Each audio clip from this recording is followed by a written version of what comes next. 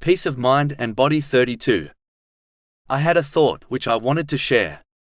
Unlike worldly success, which is extremely fickle by nature, religious success is not always obvious to people. Worldly success is always connected to material gain, such as fame, fortune, and authority, and is therefore obvious to people.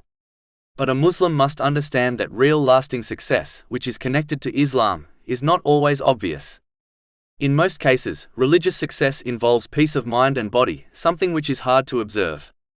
In addition, Allah, the Exalted, does not guarantee obvious worldly success to those who sincerely obey Him, as it is fickle in nature and does not lead to peace of mind and body.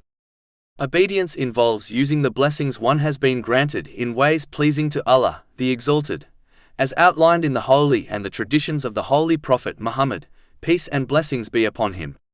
For example, the following verses discuss the outcome of maintaining one's sincere obedience to Allah, the Exalted, during difficulties. None of the rewards are connected to worldly success. They are instead connected to spiritual success, which is often difficult to observe.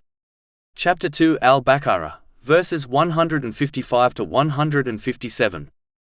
And we will surely test you with something of fear and hunger and the loss of wealth and lives and fruits, but give good tidings to the patient, who, when disaster strikes them, say, Indeed we belong to Allah, and indeed to Him we will return.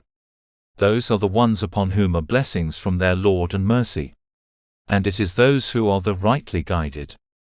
Therefore, a Muslim must not believe that obeying Allah, the Exalted, leads to worldly success, such as wealth and authority, as in most cases the two are not connected. One should instead aim higher and prefer spiritual success, meaning peace of mind, as it endures through every situation in both worlds. Chapter 16 An-Nahl, verse 97.